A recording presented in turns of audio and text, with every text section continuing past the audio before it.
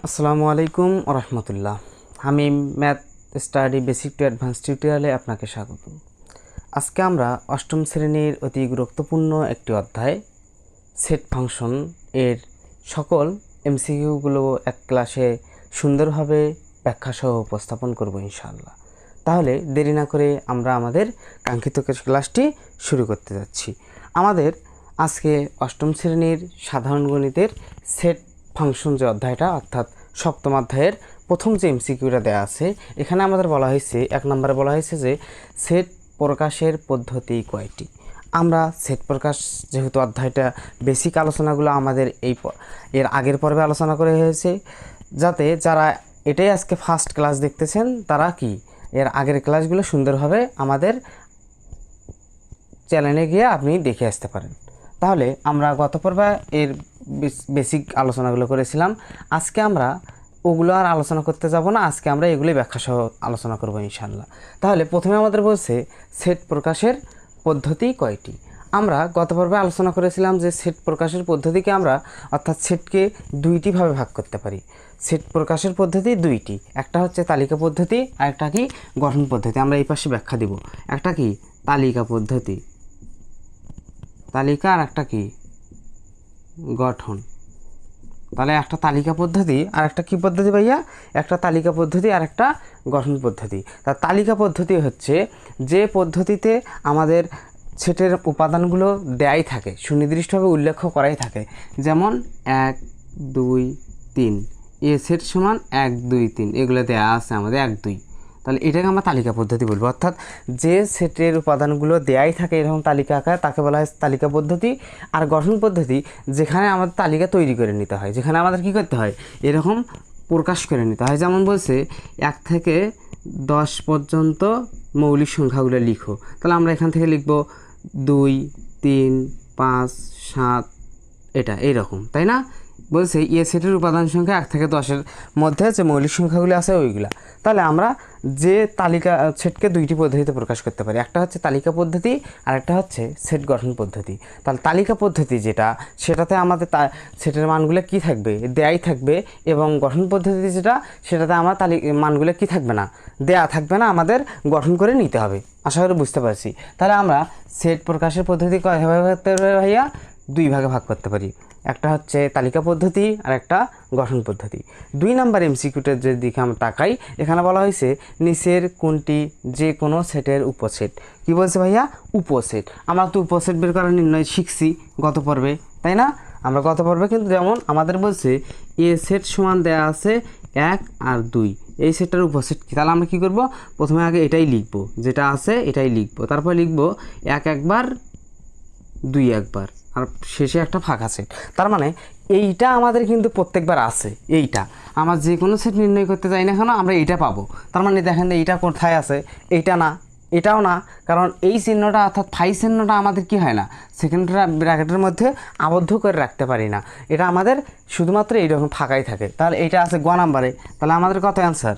গ number answer. বুঝতে পারছি? বোঝাতে পারছি? দেখেন, তাহলে বলছে এবার একটা ধরেন এ সেটের উপাদান সংখ্যা 0। তাহলে এই সেটটার উপাদান সংখ্যা মোট কয়টি? 0 একটা উপাদান, যার কারণে এই সেটটার উপাদান সংখ্যা কয়টি ভাইয়া? এই সেটটার উপাদান সংখ্যা 1টি। বুঝতে পারছি? এখন 4 নাম্বারের দিকে যদি তাকাই, দেখেন এস সমান এক্স যেন এক্স জোড় সংখ্যা, এবং 1-এর সমান অথবা 1-এর চাইতে বড় এক্সের মানটা হবে, অথবা 7-এর চেয়ে ছোট অথবা 7-এর সমান হবে। অর্থাৎ এটা তালিকার নিচের কোনটি।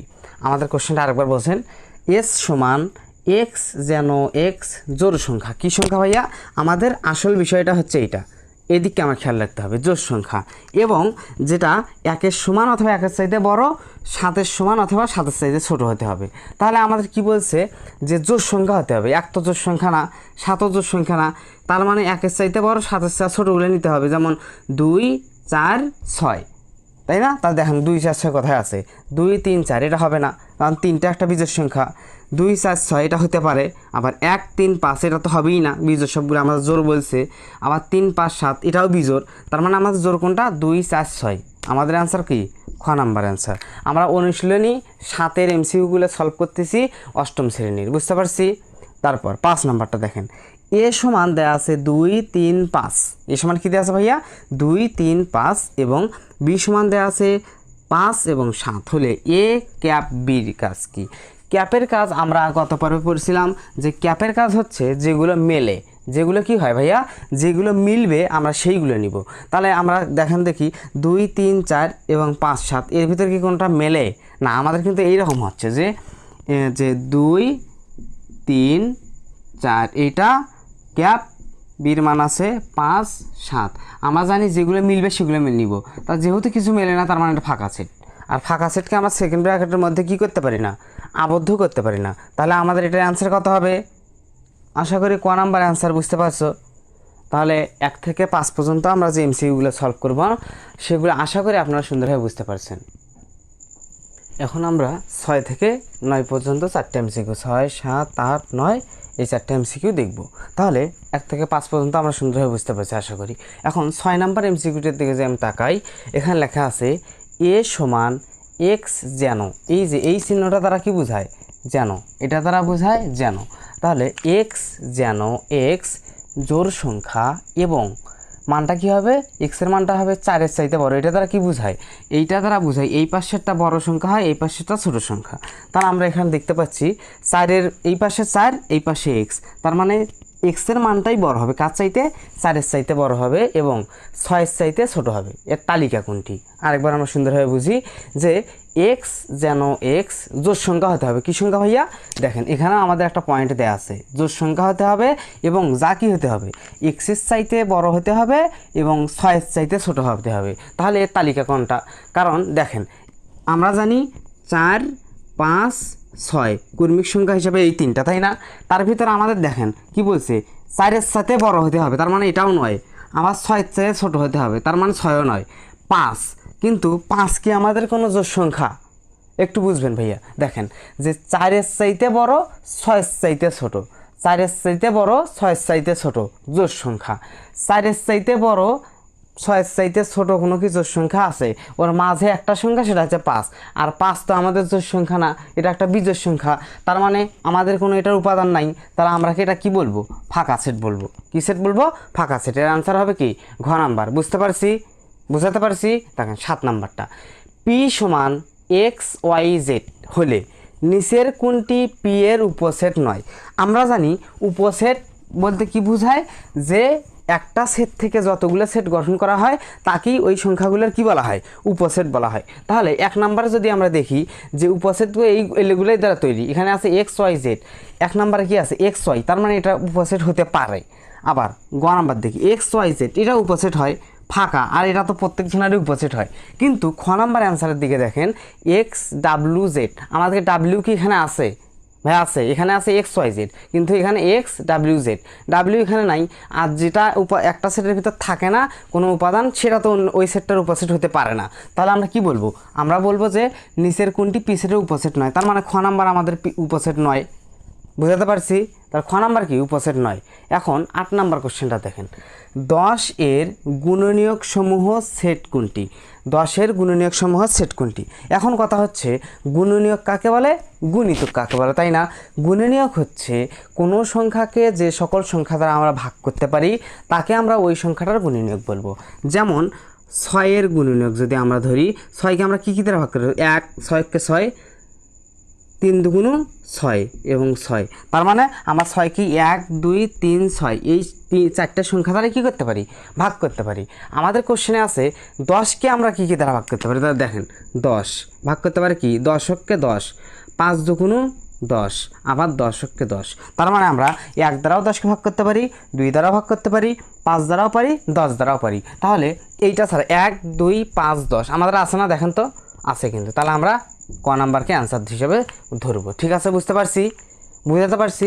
বুঝতে পারছেন? দেখেন 9 নাম্বার কি বলছে? এ সমান 2 3 5 হলে, এটা একটু সুন্দর কোশ্চেন। দেখেন কোশ্চেনটা হচ্ছে কি যে আমাদের এ সমান দেওয়া আছে 2 3 5 হলে, তাহলে 1 নম্বরে আমাদের এটা একটা বহু নির্বাচনী। এ সমানে দেওয়া আছে যে এক্স এলিমেন্ট এন, মানে কি এক্সটা এনের সদস্য, এন দ্বারা বোঝায় স্বাভাবিক সংখ্যা। আমরা তো জানি এগুলো স্বাভাবিক সংখ্যা, শূন্য চাইতে যে বড় সংখ্যাগুলো আছে ওগুলোকে আমরা কি বলবো? স্বাভাবিক সংখ্যা বলবো। তাহলে এক্স যেন এন এটা একটা স্বাভাবিক সংখ্যা, এটা আমাদের বুঝতে পারছি।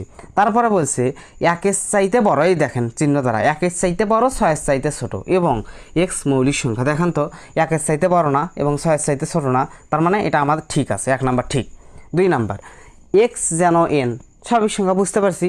2-এর সমান, 2-এর সমান, 2-এর ছোট বা 2-এর সমান, এটা দ্বারা বোঝায় সমান চিহ্ন, এটা দ্বারা বোঝায় এ পাশে বড় এ পাশে ছোট, আর এটা দ্বারা বোঝায় এটা মানে 2-এর চাইতে সমান, 2-এর চাইতে বড় এবং 2-এর চাইতে সমান বোঝাচ্ছে, ছোট এবং 2-এর সমান বোঝায়। তাহলে এটা দ্বারা আমরা কি বুঝলাম যে 2-এর সমান অথবা 2-এর চাইতে ছোট। এই দেখেন 2-এর সমান আছে, তারপর 2-এর চাইতে বড় হবে এক্সের মান 3, 5 এবং 7-এর চাইতে ছোট, তার মানে এটাও ঠিক মৌলিক সংখ্যা। আবার এটাতে কি বলছে 2-এর সমান এবং 5-এরও সমান, তাহলে 2-এর সমান 5-এরও সমান এবং এগুলো মৌলিক সংখ্যা। তাহলে 1, 2, 3 আমার তিনটাই কি হবে আমাদের অ্যান্সার হিসেবে গণ্য হবে, 1, 2, 3। তাহলে আমরা 6, 7, 8, 9 আশা করি বুঝতে পারছি। এখন আমরা যেগুলো আলোচনা করব 9, 10, 11। এখানে 10 আর 11-র জন্য আমাদের একটা উদ্দীপক দেওয়া আছে, তাই না? লক্ষ্য করেন, দেখেন এখানে 10 এবং 11-র জন্য আমাদের কি দেওয়া আছে, একটা উদ্দীপক দেওয়া আছে, যেখানে ইউ সার্বিক সেট দ্বারা বোঝায় 2, 3, 5, 7 এবং এ সমান দেওয়া আছে 2, 5, বি সমান দেওয়া আছে 3, 5, 7, তাই না? দেখেন এখানে ইউ সমান কি দেওয়া আছে, ইউ সমান দেওয়া আছে 2, 3, 5, 7, এ সমান দেওয়া আছে 2, 5 এবং বি সমান দেওয়া আছে 3, 5, 7। এই ক্ষেত্রে আমাদের প্রথম বলছে এ সি, উপরে আমাদের এটা কি বলা হয় বলেন দেখি, হ্যাঁ কি বলা হয়, তাহলে উপরে যে আমাদের চিহ্নটা দেওয়া আছে এটাকে বলা হয়, এটাকে এ পূরক বলা হয়, তাই না? এটাকে আমরা কি বলতে পারি, এ পূরক। আর এটা কিভাবে নির্ণয় করে, ইউ এর মান থেকে আমাদের এর মানটা বাদ দিয়ে যে মানটা বের হবে তাহলে আমরা এটা বলবো সেটা। তাহলে আমাদের ইউ এর মান কত দেওয়া আছে ভাইয়া দেখেন তো, ইউ এর মান দেওয়া আছে 2, 3, 5, 7 এবং এর মান দেওয়া আছে 2, 5। তার মানে যদি ইউ এর থেকে আমরা এর মানটা বাদ দেই, 2 এবং 5 বাদ দেই, তাহলে কি থাকে 3 এবং 7। তাহলে আমাদের এ উপর যে সি মানটা আছে অর্থাৎ এ পূরকের যে মানটা আছে তার মানে তার মান কত হবে 3 এবং 5, 3 এবং 7। বুঝতে পারছি, বুঝাতে পারছি? এটা দ্বারা বোঝায় যে কোনো সংখ্যা যদি এটা থাকে তাহলে আমরা ইউ এর থেকে ওই মানটা বাদ দিব। ইউ এর থেকে যদি বির উপরে এটা থাকতো তাহলে আমরা ইউ এর থেকে বির মানটা বাদ দিতাম। বুঝতে পারছি? এবার দেখেন এ ক্যাপ বি পূরক, এ ক্যাপ বি পূরক। আগে যেহেতু আমাদের পূরকের কাজ, আমরা পূরকের কাজটা করব। তাহলে কি করতে পারি, আমরা আগে ইউ এর থেকে বির মানটা বাদ দিব। তার বির মান বাদ দিলাম 3, 5, 7, 3, 5, 7 বাদ দিলে আমাদের শুধুমাত্র কি থাকে 2 থাকে এবং আমাদের এটা কিন্তু 2 বের হলো মাত্র 2 এবং 2 এর সঙ্গে আমাদের এর মানটা কি হবে ক্যাপ হবে। এখানে এর মান দেওয়া আছে 2 এবং 5 এবং বির মান পাইছি আমরা 2। তাহলে আমাদের কি হইল দেখেন তো, যে এখানে যেটা মিলবে সেটা শুধু হবে না, যেটা মিলবে সেটা শুধু হবে। তাহলে আমাদের কি মেলে, এখানে 2 আর 5, এখানে আছে 2, তাহলে শুধুমাত্র 2 মেলে, তাহলে আমার আনসার কত 2 হবে। বুঝতে পারছি? একটু বুঝাই দেখেন, আমাদের এটার পাশ প্রথমে বি পূরকের কাজ হচ্ছে ইউ মাইনাস বি। তাহলে আমাদের কি হচ্ছে, ইউ এর মান দেওয়া আছে 2, 5, 7, সেখান থেকে আমরা কিসের মান বাদ দিব 3, 5, 7 বাদ দিব। তাহলে এই 3টা যদি বাদ দিই আমরা সব চলে যায়, তাই না? তাহলে কি চলে যায়, 3ও আছে এখানে, এটাও চলে গেল, তার থাকে মাত্র 2। তাহলে ইউ এর মান আমরা 2 পাইলাম। তাহলে এ ক্যাপ বি পূরক বলতে বোঝায় এর মান কত 2 এবং 5। তাহলে ক্যাপ বির মান পাইলাম 2। তাহলে যেটা যেটা মিলবে সেটা, তাহলে আমাদের 2 শুধু মেলে, তার মানে অ্যান্সার কত 2। বুঝাতে পারছি? এইভাবে আমরা এটার অ্যান্সারটা করলাম। তারপর একটা দেখেন, আমাদের এটা শেষ, আমাদের 10 এবং 11 শেষ এই উদ্দীপক অনুযায়ী। এবার আমরা যেটা দেখব সেটা হচ্ছে যে 12 নাম্বারটা। তো 12 নাম্বারে 12, 13, 14, 15 এটার জন্য আমাদের এই চিত্রটা এখানে দেওয়া আছে সার্বিক সেট কোনটি।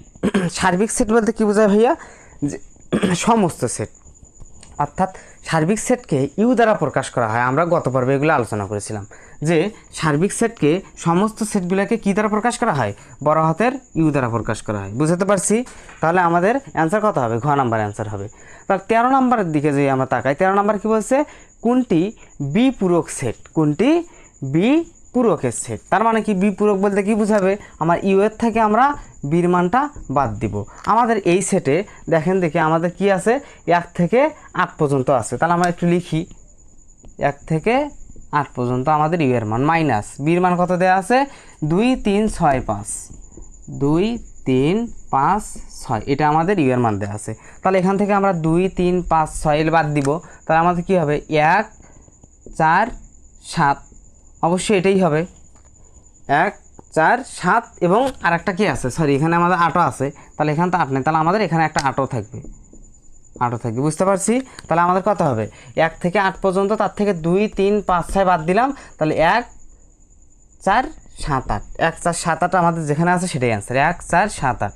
বুঝতে পারছি যে আমরা কি হবে যে এই পূরকের কাজই হচ্ছে ইউ এর থেকে বাদ দেওয়া। আমাদের সমস্ত সেটে 1 থেকে 8 পর্যন্ত আছে, ওই 1 থেকে 8-এর ভিতর থেকে আমরা এ সেটের অর্থাৎ এই বৃত্তটার ভিতর যা আছে এটা হচ্ছে বি সেটের উপাদান, এটা হচ্ছে বি সেটের ভিতর আছে না, এটা বি সেটের উপাদান। তাহলে এই যে বি সেটের উপাদানগুলোকে আমরা ইউ এর থেকে বাদ দিলাম, থাকলে আগে 1 4 7 8, এটাই হচ্ছে আমাদের কি 13 নম্বরের অ্যান্সার। বুঝতে পারছি। তারপর এখন আমরা 14 নম্বরটা করব। কয় নাম্বার? 14 নম্বর। 14 নম্বর বলছে কোনটি এ ক্যাপ বির মান, এ ক্যাপ বির মান মানে কি এ ক্যাপ বি এর মান কত দেওয়া আছে আমাদের 1 2 3 4, এর মান দেওয়া আছে 1 2 3 4। ক্যাপ বির মান কত দেওয়া আছে 2 3 5 6। আমরা জানি ক্যাপের কাজ হচ্ছে যেগুলো মিলবে, আমরা জানি কি ক্যাপের কাজ যেগুলো মিলবে, তাহলে মেলে কোনটা কোনটা 2 মেলে, 2 3 আর কিছু মিলে আমাদের দেখেন 2 আর 3 ছাড়া কিন্তু আমাদের কিছুই মেলে না। তাহলে আমরা দেখতে পাচ্ছি যে 2 আর 3 ছাড়া আমাদের কিছুই মিলতেছে না। তাহলে আমাদের অ্যান্সার কত হবে, এটা সমান আমরা লিখতে পারি 2, 3। আমাদের ওখানে অ্যান্সার দেওয়া আছে যেটা আমরা এখানে লিখি নেই। বুঝতে পারছি। তাহলে 15 নাম্বার, তাহলে আমাদের 14 নম্বরের অ্যান্সার কত 2, 3। এবার 15 নম্বর বলছে A cap B, A cap B. আমরা জানি ক্যাপের কাজ হচ্ছে যেগুলো মিলবে যেগুলো মিলবে না সবই হবে। তাহলে এটার ভিতরে আমরা অ্যান্সার করলাম। তাহলে আমাদের কত হবে 1 2 3 4 5 6, এই পুরোটাই হবে। তাহলে 1 2 3 4 5 6 এগুলো পুরোটাই কিসের মান হবে বলেন? তাহলে এটা ক নাম্বারের আমাদের অ্যান্সারটা। তাহলে এখানে আমরা দেখেন 15 নাম্বারের ক অ্যান্সার। বুঝতে পারছি। তাহলে আশা করি আমরা এমসিকিউগুলো সুন্দরভাবে বুঝতে পারছি, তাই না?